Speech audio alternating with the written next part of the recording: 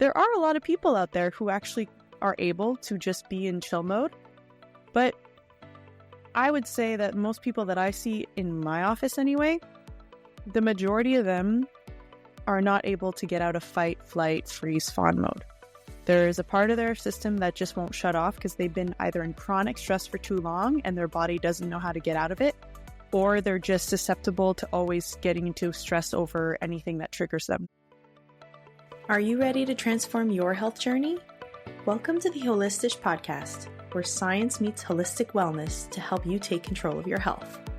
I'm Lianne Balazsi, an osteopath with a background in psychology, athletic therapy, and occupational therapy, here to guide you through practical ways to feel your best without relying solely on doctor visits or prescriptions. Join me each week for deep dives, expert insights, and real-life wellness experiments as we explore the powerful connection between body and mind. Whether you're new to holistic health or just looking for fresh perspectives, you're in the right place. Let's start unlocking your healthiest, happiest self together. This is the Holistish Podcast. Before we dive in, a quick reminder. I'm an osteopath, not a medical doctor, and this podcast is for informational purposes only. The content shared here is based on my personal experience and education in health and holistic wellness. It is not a substitute for professional medical advice, diagnosis, or treatment. Always consult a qualified healthcare provider with any questions you may have about your own particular situation and your health. Okay, now that we got that out of the way, let's get on with the show. So I don't know if this is your case, but I find these days when I turn on my Instagram, I tend to follow a lot of people in the health field. So the algorithm shows me not just health experts, but any health influencer who wants to talk about health. It's just a constant on my feed.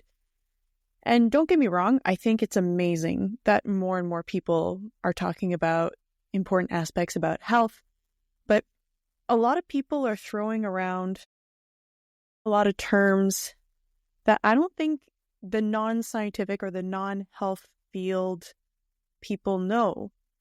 Like, people start going right into talking about polyvagal theory, or they talk about the vagus nerve or nervous system regulation. But if I had no healthcare training in my background and I kept hearing that all over the place, I would honestly be questioning, what the heck does that even mean? So I thought today, maybe I could help you out. So if you're not understanding all this nervous system talk that you're hearing on Instagram, say no more. I got you. We are going to cover a brief overview of the nervous system. So how we turn into stress, what actually is, the stress activations in the body, what is a regulated nervous system, and also how do you get to that point where your body is just under constant stress. So, you ready? Buckle up. If you'd like to follow along as I'm describing this, I actually created a little flowchart for you so that you can follow along. So for some people, the terms I'm going to use might be a little confusing, and there's a lot of branches to how the nervous system works. So if you want some clarity, I'm a visual person. I like to listen and follow along with a flowchart. I created one just for you. So I'm going to link it in the show notes. If you want, you can pause right now and go and grab that. You can also find it at holistish.com/4. So that's for episode 4. So go grab your flowchart and then come back and you can follow along with me as I go through the nervous system. Did you get it? Okay, let's go. We're in for a ride. The nervous system consists of the central nervous system and the peripheral nervous system. The central nervous system, it consists of having your brain and your spinal cord. So that's really like the core. It's the center of your body. Anything that branches out from the brain and the spinal cord is your peripheral nervous system. You have two things happening. You have input. So you have sensory input. So that's when we touch, feel. The information that we receive in our hands, for example, when you touch something, it goes up your nervous system, up into your brain, and gives your brain the information. You also have the output section, which is all the motor output. So, for example, if you touch a very hot surface, you have the peripheral nervous system that's going to be in play. So the sensory input is also called the afferent system, and the motor output is the efferent system. It has an effect on something. So when you go to touch this hot surface, the afferent system picks up the information, sends it up to the nervous system, actually to the spinal cord. It doesn't even have time to get up to the brain to process. It's already sending you a reflex information back down into your hand to remove your hand. And that part of removing your hand is the motor output, the efferent system. And of course, you do get a delay up to the brain where finally you go, ow, that's hot. But you've already removed your hand by then. It's a very efficient system, and it has multiple things going on at once all the time. So from that motor output part, we have the somatic nervous system. So that's what controls all your muscles. So any kind of muscle contraction, any movement you're doing controlled by you is your brain sending signals down to make a movement. That is your somatic nervous system. But you also have your autonomic nervous system. So this is all the things you can't control, like your heartbeat. Of course, you can go and do deep breaths to help lower it, but the actual lowering or increasing of your heart rate is all done automatically for you. Same as breathing. You can try and hold your breath, but at one point, your body will force you to take a breath again. So within this autonomic nervous system, you have the sympathetic nervous system, and you have the parasympathetic nervous system. The sympathetic nervous system is anytime you feel there is a threat. That is like your stress response system. So when you look back into ancient times when maybe we would be chased by bigger predators, it would ignite your fight or flight system. And now with new studies, they're showing there's also freeze response and there's fawn response.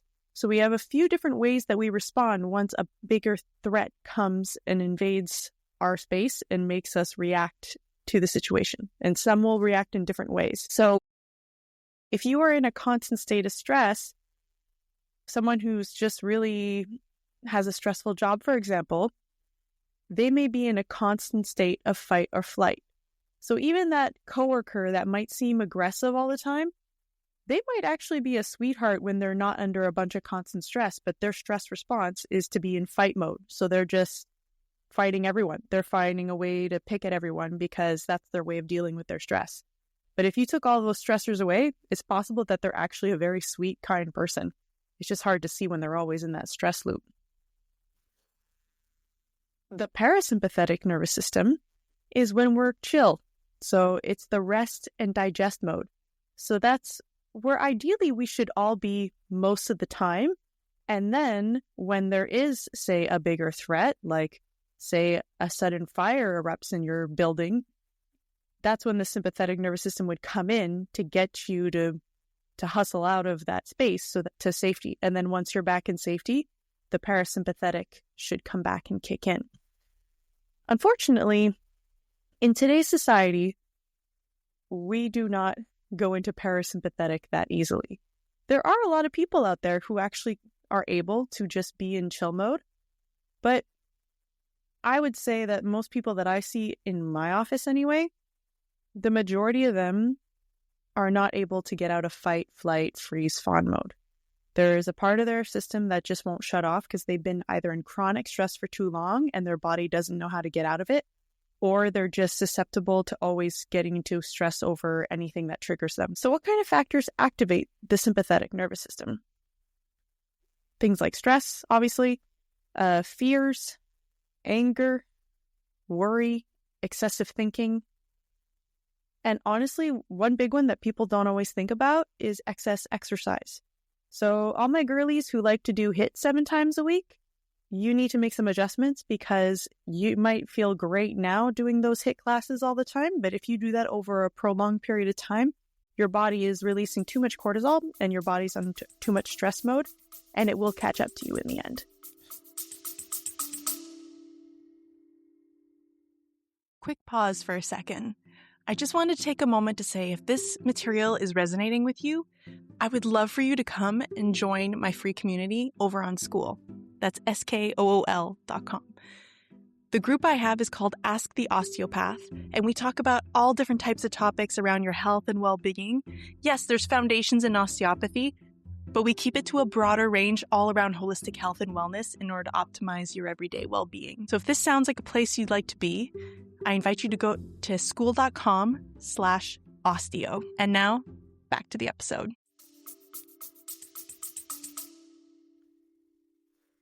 So different hormones that get released when you're always in a stressed out state are insulin, cortisol, and thyroid hormones. Those are often some of the main ones that are circulating too much when you're in a constant state of stress. It increases your blood pressure, your blood sugar levels, and it also starts breaking down muscle for fuel. When you're being overridden by the sympathetic nervous system, it's going to increase blood supply to your skeletal muscles to almost be like you're always primed and ready to either run away or fight. So it's priming your muscles to prepare for fight. And it's going to lower your digestion. You're going to have less blood flow going towards digesting. Everything will get put on hold. So funny enough, a lot of people who will come to see me will have stress, but they'll also be very constipated because if they're always in fight or flight mode, there's never enough time to actually absorb proper nutrients and get the transit moving properly. So why don't we explore what rest and digest feels like? And you tell me how much better this sounds. Usually what helps activate the parasympathetic nervous system is rest, is sleep, meditation, relaxation techniques, and different relaxation therapies like massage, acupuncture, and feelings of just being in a community and loved. Those are usually things that will activate your parasympathetic nervous system. Sounds quite nice, doesn't it? And usually when that happens, you have more encouragement of producing digestive enzymes. So there's enzymes from the pancreas that can help to break down food, make more bile, and other digestive enzymes that just help with proper breakdown of food so you can actually absorb your nutrients better. The parasympathetic nervous system helps increase digestion, elimination. It boosts immune function, and it also helps build up the body so the nutrients that you're actually eating are getting absorbed properly and are there to feed your muscle and your bones and make your cells function better so you have better energy. So now you might be saying, okay, that all sounds good, Lianne, but how does an osteopath detect all that? That's pretty detailed and it's deeper.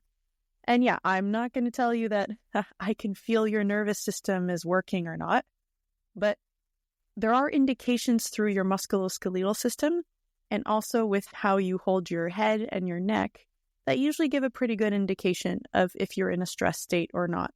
And it can be tricky sometimes because some people, when I'm sitting and talking with them, they can be sitting and looking super relaxed. And I can ask them to rate their stress from 0 to 10. 10 being you're ripping your hair out because you can't take it anymore. 0 being that you're chill on a beach. And they will tell me they are a 2. But then I lie them on the table and I start doing my assessment and their body tells me otherwise.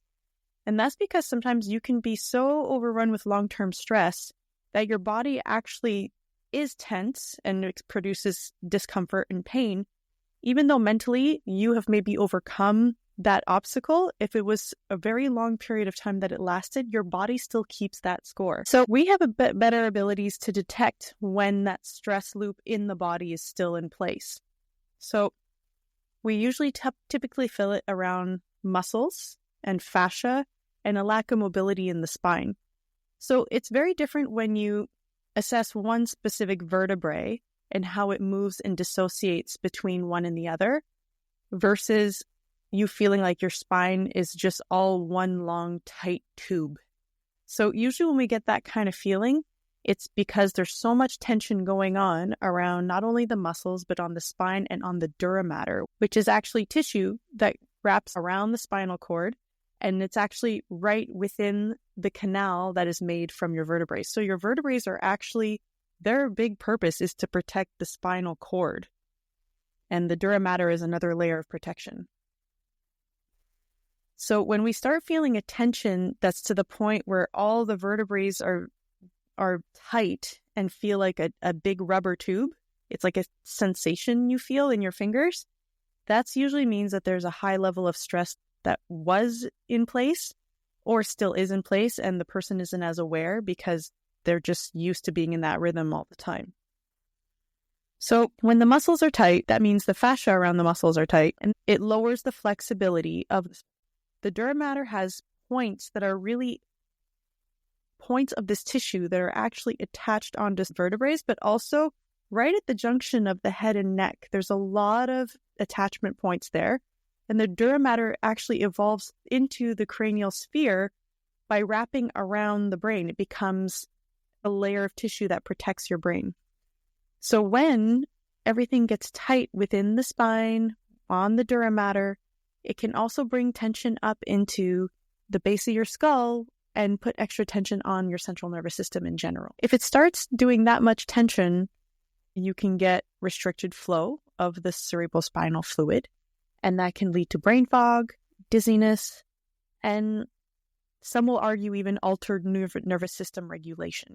When you go to see an osteopath about these problems, does it mean seeing the osteopath is actually going to cure all this for you? No. Stress comes from a very personal place. It's very much about what triggers your stress. Do you have trauma associated to a certain events that then make you get more into a stress mode?